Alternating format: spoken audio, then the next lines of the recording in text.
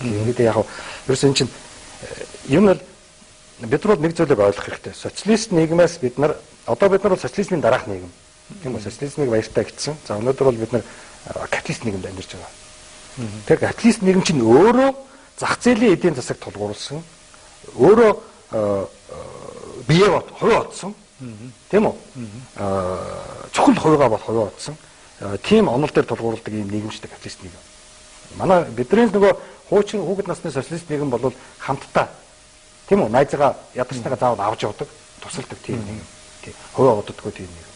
Тийм. Зах зээлийн эдийн засаг ярихгүй шүү дээ. Тийм чинь ерөнхийдөө ажилтай, хоолтой, дулаан хувцастай дулаан хувцас. За болоо. Тэгэхээр энэ чинь бид нар чинь одоо капиталист нийгэмд амьдарч байгаа. Тэгэхээр энэ капиталист нийгмийн өөрийнх нь үнэт зүйл нь хувь одох байхгүй. Тэгэхээр энэ нийгмээ бид нар бас таних хэрэгтэй л доо. Тэгэхээр тэр хүүхэд бол одоо хувь одж штэ. Миний хүүх бол зөвхөн миний хувь хэрэг. Тий одоо дараа нь ээж үлдэн, миний төлөө сэтгэлэн зовно. Бүхэл насаараа тэр хүн одоо яаж амьдрандаа гэж одоо тэр бодохгүй ш тэр үуч. Энэ бол миний ам. Тий. За гар утастай орчин үе өнөөдөр хамгийн орчин үеийн гар утас бол энэ орчин үеийн гар утсыг би авах хэрэгтэй. Би авахгүй болохоор нөгөө найз нөхөд тэрийс нөгөө хүрээлээд байж байгаа нөгөө найз нар нөгөө гар утсыг авцсан байдаг. Тэр гар утастай болж тэр найз нартаа одоо үнэлэгдэх нь шүү дээ. Тэр гар утас байхгүй бол найз нартаа үнэлэгдэхгүй. Тий. Энэ чинь нэг ийм материаллаг өөрөө энэ капиталист нийгэм чи өөрөө тийм амин сүнсэн тийм материаллаг байхгүй. Тий. Тэгэхээр нийгмээ бас ойлгох хэрэгтэй. Тий. Арчил гэдэг нэрийн дор бид нар капиталист нийгмээр орсон шүү дээ. Одоо Монгол хүний оюун ухаан. За яг Монгол хүнийг ингээ харахад зүгээр дэлхийд байгаа хүн төрөлхтний одоо Америкч байдаг юм уу, Германч байдаг юм уу зүгээр хүний үнц нь юм хүлээж авах чадвар. Тэр үнцэн дээр Монгол хүн хаана юм? Зөвөр ингээд та зөвөр философийн үний үед би асуугаад яг Монгол хүн дэлхийд оюун ухааны үнцнэрээ хаана? Одоо шилэгдэж Оросууд аригч, Хятад наад өвчин залтай. Гэнийг юм үнэлгээ явж байна л да. Тийм. Зөвөр яг бид нар чинь Улаанбаатар болоод ороод ирчлээ шүү дээ. Ингээд бас нэг тийм нэг одоо хотын амьдрал руу орж ирээд тийм хоторхог хотын соёлтчуу тийм хүмүүс болчлаа шүү дээ. Зөвөр яг одоо нэг хөдөө гэдэг утгаараа тийм үү бидний одоо нэг сонгодог хөдөө ярил л да. Тийм үү одоо нэг байгаль дээр өсөх тэгэл тэр мал амтэн ургамал цэцэг ургамал гэж одоо тэрнтэй одоо шууд харьцаад өсөж байгаа хүүхэд бол мэдээж өөрөлдөө мэдээж тэр хүний ухаан болвол тэр хүүхдийн ухаан арай өөрөөр хөгжин л дөө. Ухаан чи ерөнхийдөө хүүхэд ингээд анх төрөхөд бол ерөнхийдөө хоосон шүү дээ. Одоо тэгээ орчноосоо юмыг сурсаар байгаад ухаан чинь хөгжин шүү дээ. Тэгэхээр тэнд өсөж байгаа хүүхэд бол харьцангуй бас нэг чөлөөтэй юмд баригдахгүй гэсэн л дөө. Тий чөлөөтэй юмд баригдахгүй. Тэгэхээр Улаанбаатарт ороод ирэхэд хэцүү л дээ. Бид нар чинь болохоор энд эрх чөлөөтэй биш шүү дээ. Бид нар чинь машин цугаад явъя гэсэн газар руугаа явж чадахгүй. Тий очие гэсэн газар руугаа бид нар очиж чадахгүй шүү дээ. Тий нөгөөдөл гар утсаар ингээд яачих юм. За нэг дөрвөлжин өрөөндөө байж энэ хажуудлын хамны цаа бижигнэн янз бүрийн болно гараа явчих болохгүй шүү дээ бид нар чинь. Тий. За хөдөө болол одоо уур хөрвүүлгэл уулын орой дээр очиж суучих шүү дээ. Уураа гарахад босоод ирдэг шүү дээ. А манай чинь одоо уураа гарах газар байхгүй шүү дээ тий. Тэг гэх мэтлэнгийн.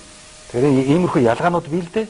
Тэгэхээр энэ чинь психологийн юм руу яваад орчихно. Оюун ухаан руу орч чадахгүй бид хоёр. Ерөнхийдөө бид нар бол оюун ухааны биш психологийн проблемтэй болчиход байгаа шүү. Сэтгэлийн. Хөдөө бол өөр хэрэгэлтэй. Гэтэ өнөөдөр яг тэр сонгодог хөдөө бас байхгүй болчиход байна шүү дээ. Тий. Одоо тэгэл бид нар ч удахгүй хөдөөгүй болно шүү дээ. Уурхай орон болно шүү дээ. Бид нар ч одоо удахгүй уурхай ч болох гэдэг байгаа шүү дээ. Тий. Тэгэхээр одоо бид нар хөдөөгүй болно. Тэгэхээр ерөнхийдөө дэлхий бол одоо монголчуудыг бол тэгж л ойлгож байгаа баг. Ирээдүйн уурхай чинь монголчууд л гэж ойлгож байгаа. Тэгээ одоо нэг чийлүү цай уурхайгаас нэг хүмүүсээ нэг аварлаа шүү дээ. Тэгэхээр бид нар бол нэг 10 жилийн дараа нэг тиймэрхүү л болцгоо. Тэгээ нөхөн дотор орсон нөхдөдөө гарч ирэх хөлөөгөө сууж идэг нэг тийм хүмүүс л байгаа. Энийг загсааж болох уу? Болно шүү дээ. Мэдлэг мэднэ. Яг бол энэ бид нар чи үндсэн хуулиараа энд орох бүх баялагын олон эзэд бид нар өөрсдөө шүү дээ. Тийм Монгол хүн хуулиараа үндсэн хуулиараа. Тэгэхээр энэ явж байгаа бүх зүйлс чинь үндсэн хуулийн эсрэг шүү дээ. Тийм. Уул нь бол нэг дор. Хоёрдугаар энэ Монгол орны эзэд нь бол бид нар шүү дээ. Өөр хин ч шүү дээ. Уул нь бол. Тэгэхээр бидний л асуудал байхгүй юу? Одоо за ямар ч байсан та одоо энэ телевиз энэ Монголд их олон хэвлэл мэдээллийн байгууллага байна л да. Телевизүүд. Энэ телевиз ийм олон байх нь ер нь одоо ард түмний одоо ингээд нэг улс төрч хажуудаа телевизтэй болж эхэлж шүү дээ. Мараг тэрийг нөгөө угаах хэрэгстэй болгоцтой. Зөвс нөгөө бүр хүнийг хайрлах нөгөө түгээн дэлгэрүүлж хүнийг өөрчлөх хэлбэр дээр биш. Энэ мэдээллийн хэрэгслүүдийг одоо яах вэ?